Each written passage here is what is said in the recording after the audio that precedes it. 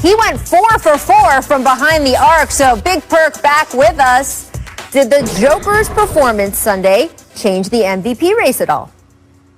Absolutely. Look, he jumps ahead of LeBron James. I think it's him and Joel Embiid MVP to be one right now. Look, I am just so happy that the big men are starting to dominate the league again, because for a minute they were going away, Rachel. And so when you look at what Jokic is doing, this is a guy that is not athletic.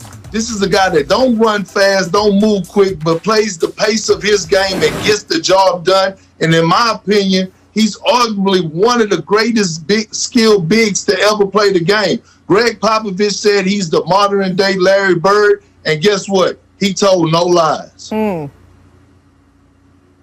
It's a little exhausting to do the MVP update day after day after day. But even forget last game. Nikola Jokic right now is the MVP of this season. And yeah, last night didn't matter. They blew out basically a team that was on an 11-game winning streak that looked unbeatable. And what was amazing about that game, if you watched it, it looked so easy. I mean, he just put up the most effortless 35-point half I think I've ever seen. Raining jump shots, little hook shots. Rudy Gobert's on me. Okay, fake. Hook shot goes in. It was so easy for him to dominate a team that had been on fire. And he's been, I think he's the best passing big man in the history of the league, period. And I think he is the MVP right now. But this is going to be one of those seasons, I hope, like 2017 when Russ won, when we have like a nice 3, 4-man, 5-man MVP race. I think it's going to get frothy.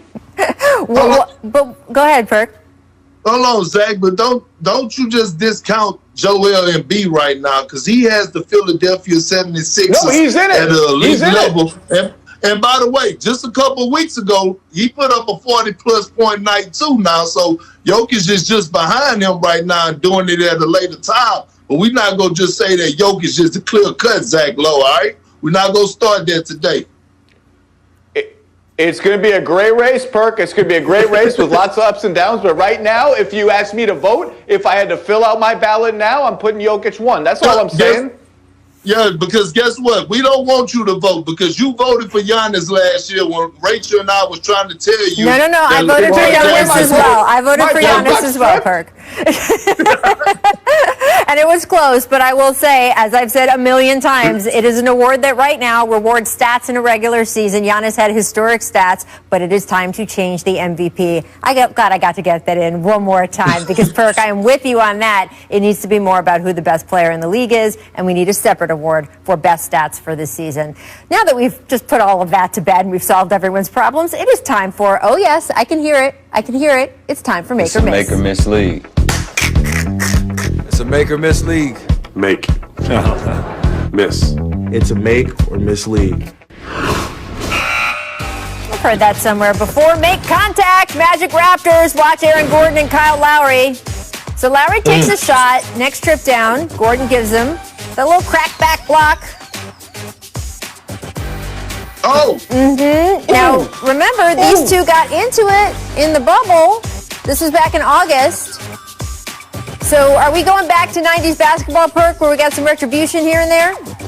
Well, I always like a little beef and a little chitter-chatter here and there, but I think it's time for us to see a little Nate Robinson and Jake Paul little boxing expedition. Let's get it together. Let's set it up. Aaron Gordon and Kyle Lowry. I know they're in different weight classes, but hey, if they got this much beef and they keep carrying on, then it's time for them to put the boxing gloves on, Rachel. Miss matchups, Kawhi going baseline. And look at this. He's going to pack it in over R.J. Barrett. Zach, could R.J. have done anything differently? Don't give even an inch on the baseline and pray. But I will say, R.J. Barrett defended Kawhi decently in that game. Yes. And R.J. Barrett's coming along. The defense, the playmaking, he's been a really stout defender for them. But on that play, you give Kawhi an inch and it's done. Just get out of his way or pray to the basketball gods. I think it's Kawhi, right, Perk? Yeah, it is. We just call that daddy ball. That's daddy ball. There's nothing that he could do besides just go get in the weight room the next morning. Make repetition. Let's move on to Boston. Fourth quarter, LeBron getting Tice on the switch and jab steps him to death. How many jabs do you count here, Perk? One, two. Three. See, 4, 5, 6. Rachel, that's drill work right there. That's when you be jabbing at the cone and you jabbing right, jabbing left, and just getting the separation. LeBron James knew the whole time that he was going 5 for 3. He just wanted to play with Daniel Tice to get his rhythm and to make sure he could get up his shot. 1. It's a nice aerobics video right 2. there. Stretch and lunge and stretch and lunge. It's amazing. And there you go. Boom. All right, Miss Lasers. Nets whiz. KD drives in and dunks over Davis Bertans here, Zach. I mean, this is just a business decision, right?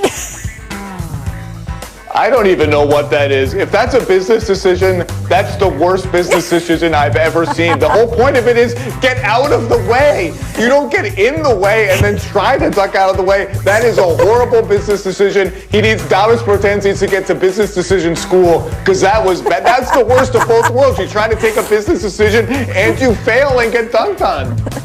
Well, I mean, look, the fact that Kevin Durant is playing at this level and dunking on people after tearing his Achilles, it's just insane. A beautiful thing to see, period. So amazing. And now we've learned from this clip, Davis Bertans apparently, according to Zach, did not go to Wharton. All right, make chemistry. Back to Beantown. Jason Tatum saving the ball. Dimes up the Time Lord. Woo! Perk. Woo. Mike Breen called this the play of the year. Do you buy that? This is amazing. Yes, it is. I mean, look, the pass was on time, on target. The save was phenomenal. Jason Tatum is just an elite player, but shout out to Time Lord because he's been playing great, running the floor. And just look at that, Rachel. That is not easy. No. And Time Lord didn't even have to break stride. He didn't have to reach for it. Right in his pocket. That looked like a Tom Brady to Mike Evans, just right in the pocket, ready for the touchdown. Can I tell you what's great about that and plays like that this season? It's the only good thing about the pandemic is that I don't have to worry about Jason Tatum crashing into the crowd or a broadcast table or knocking over a beer. He's safe. He can just go at it. All right, time to run it back to the best behind the back dimes of all time. Number 5, 97, Nick the Quick. Woo, to Eldon Campbell. Take a look at that. Oh, Nick the Quick. We don't give Nick enough credit, man. Beautiful. He was so underrated, and we don't value him enough. Number 4, Steph to KD, 2019. Look at this one, guys. Look at that. That's a nice one. Perfectly on target again. Woo. On target. But look, anytime you see Steph Curry dropping dimes, it's always fun to watch. Woo. There we go. Number 3, 2000, Jason Williams to Chris Webber. Anytime you see Jason Williams dropping dimes, that is fun to watch, Perk. I'm telling you, look, one of the best passes the game has ever saw. And look at just the finesse with it. Just Rachel, he knew it. The right pass on time, on target again. Number 2, 2002, Peja to Bobby Jackson.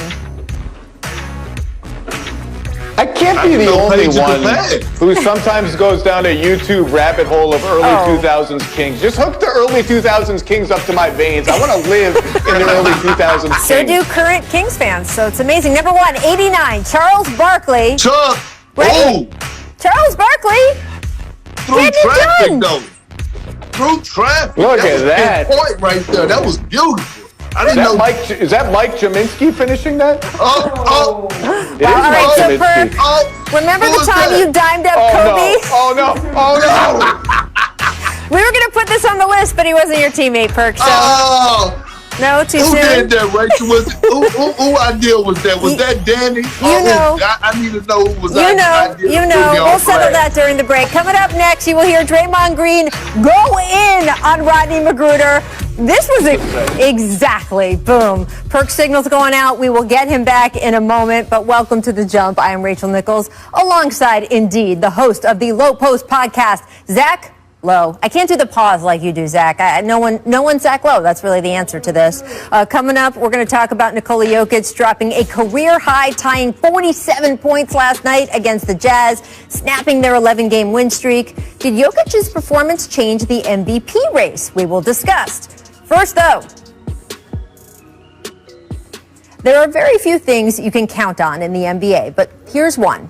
when a team is up by 5 or more with 10 seconds to go, they usually win.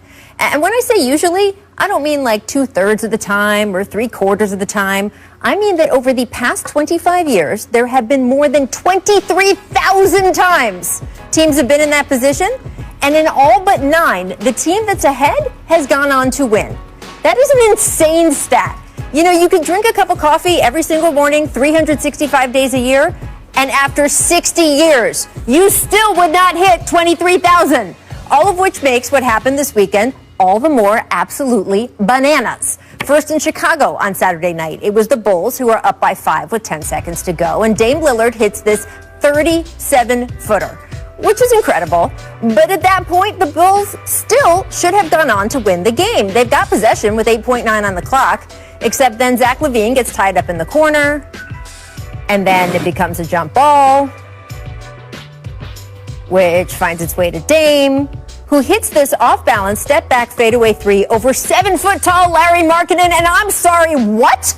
I know we are all used to Dame time in the clutch, and I know we are used to Lillard being able to hit it from anywhere, but come on. This was just ridiculous. Here's how his teammates greeted him afterward, and even Lillard himself recognized this was different. These situations where, we down 5, I think, with 11 seconds left. Those are the moments where the winning team thinks that, they got the game pretty much wrapped up, and the opposing team is discouraged. But this is one of those ambitious moments that that never happened. It never comes to life, but this time it did. So I think because of that, this is going to be a special one. Yeah, just nuts. But little did we know we were going to watch it happen again less than 24 hours later, this time in Brooklyn, where the Nets appeared to be comfortably cruising. First half went up 18. But then Bradley Beal and Russell Westbrook went to work, combining for 37 points in the fourth quarter alone, with Russ in particular looking more comfortable than he's been all season, putting up a 41-10-8 line. And yet, even after the Wizards closed the gap, the Nets were still up by, 5 with 10 seconds to go, the same position that more than 23,000 times teams had gone on to win it. Except once again, the math flew out the window. First, it was Beal sprinting up court for this 3. Just money. Then when Joe Harris tries to inbound, doesn't go well. KD goes to a different spot than Harris is expecting. Garrison Matthews comes up with a steal out to Westbrook, who hits another 3 with 4.3 on the clock. Washington then goes on to win a game that Coach Scott Brooks called, quote, the craziest finish he's seen in his 28 years in the NBA. Here were the Nets afterward. We had that game. It should have been ours, so we just look at ourselves in the mirror and just see where we can correct as individuals and as a group, just especially on the effort. I couldn't guard a stick today. Those guys were just going right around me, and, I was getting frustrated a little bit. Maybe we thought we had it in the bag, but, too many times we let them waltz right down the lane and get layups. I think we just let our foot off the gas, thought we were going to win, and that's a dangerous game to play. Certainly, Brooklyn needs to figure it out on defense. In the 9 games since the Nets made the Harden trade, opponents have scored 123 points or more 7 of those 9 times. But if I'm the Nets or the Bulls, I wouldn't read too much into either of these games, considering just how rare the outcomes were. Just 9 times out of more than 23,500. Twice in one weekend. I'm going to need more coffee. So, Zach, what did Russ prove to you last night against the Nets? First of all, props to the graphic department for the Ferris Bueller reference that nobody under 30 will get. I love it. Second of all, Russ proved he's still got something in the tank. And really, although he had been averaging almost a triple-double, his turnovers had spiked. He just hadn't looked good. He almost looked like he had the yips. He was losing his dribble so much. And the Wizards are going nowhere. Yeah, they've been ravaged by the virus and the health and safety protocols. They've had half their team gone. Everyone's coming back. But they're not getting back into the play-in race unless they get peak Russell Westbrook. And one thing I did not expect at this point in the season was for the Rockets to have so handily won the John Wall-Russell Westbrook trade. But that Russ, the Russ that played last night, that changes the Wizards' season. That gives them a little bit of hope. And frankly, that maybe puts any Bradley Beal stuff on the back burner for a while, because that's something that could literally swing the championship picture. And do you think, Zach, that this kind of Russell Westbrook is someone that we can see for the rest of the season with the Wizards? What changed for him here? I mean, last night's performance is probably going to be an outlier in terms of its shooting efficiency, the three-point shooting efficiency, all of that. But there's a big, big gap between that guy and the guy who had played the first 12, 15 games, whatever, of the season. If we can meet somewhere in the middle and Russ can just become a steady presence, something like not quite what he was even the last. People forget the last 30 games before the bubble with the Rockets. He was on fire. He was averaging 30 a game, living at the rim. If we can get closer to that guy, the Wizards, if they get healthy, they have a really good offensive team, or at least a skeleton of one. They can get back into the play-in race. It has not gotten away from them. And after that game, Zach, Scott Brooks said he was going to break out the White Claw. And in fact, he said raspberry was his favorite flavor. I don't know. What do you make of that?